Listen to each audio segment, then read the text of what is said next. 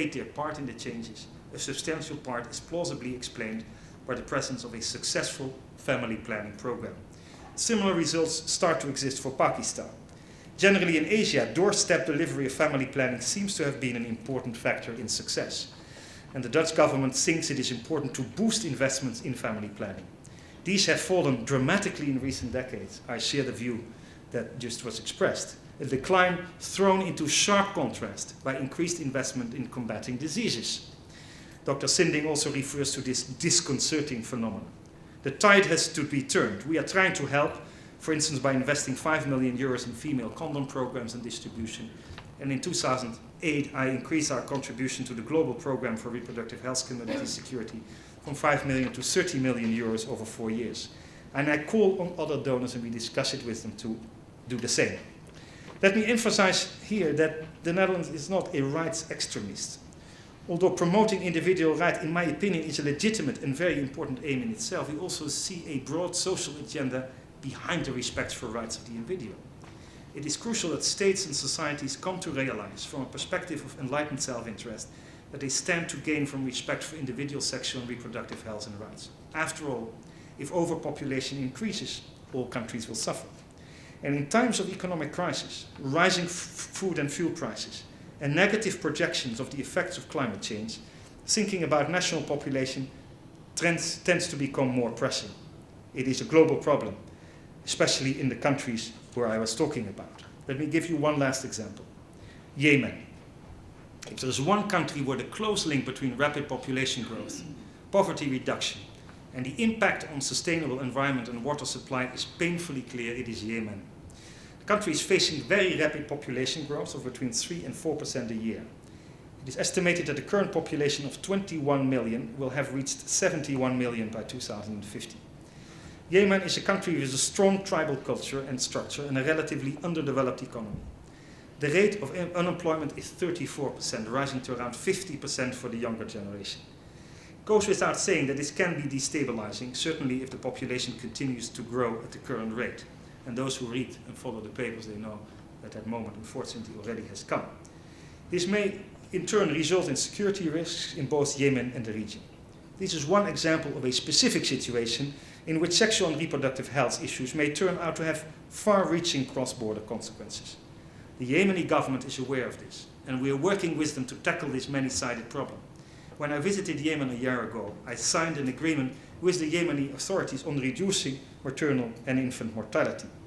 And I am aware that it is not easy because we are living in a time in which negative forces, let me put it like that, have been actively trying to undermine the Cairo program of action in Latin America, in Central Europe, in the United States, in some Western European countries as well. Those who lobby against the rights of women, of girls, and of young people. Those who lobby against the right to inform yourself, to protect yourself, to choose. Forces like these effectively obstruct the much-needed progress on MDG 5 and on other internationally agreed development. The bottom line is that such a lobby costs lives.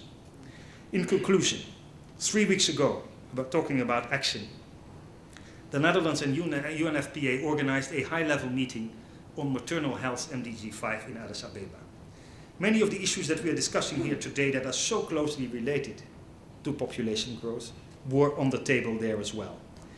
The meeting adopted the Addis call to urgent action, an appeal to presidents and ministers, but also to parliamentarians, development partners and donors, civil society, young people, and the private sector, and they were all there. It's the interesting part of these days. Not global conferences with only diplomats, but with the private sector, with the parliamentarians who can trace the budget and who can make legislation, with development partners and different donors. We concluded that this issue that we're discussing today requires all the action that is required. If we take, for instance, MDG 5, which in a paradoxical way is very closely related to the issue of population growth, it can only be achieved if concerted action is taken in the 5 years remaining before 2015.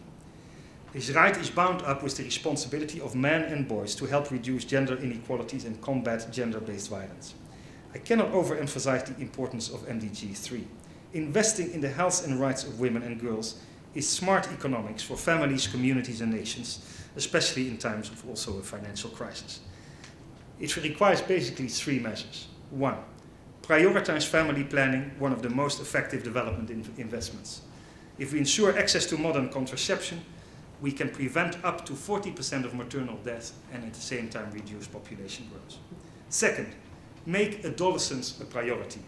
If we invest in adolescent health, education and livelihoods, we will accelerate progress.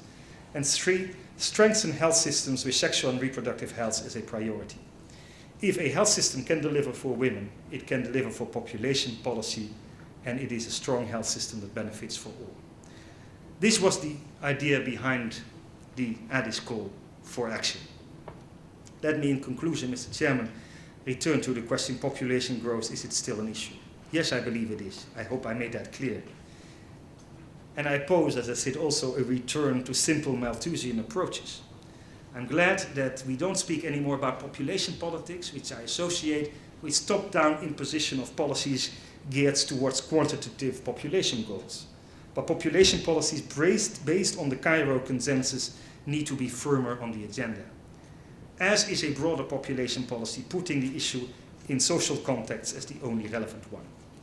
I call on everybody to work towards population policies that are founded on human rights and look at population from a rights-based point of view, not as some vague ideology, but as something that can be practically implemented.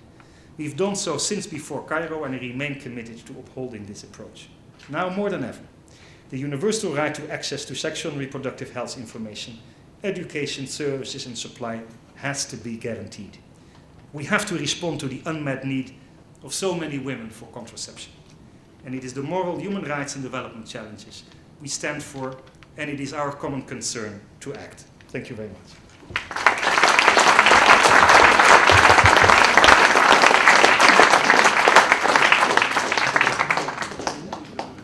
Thank you.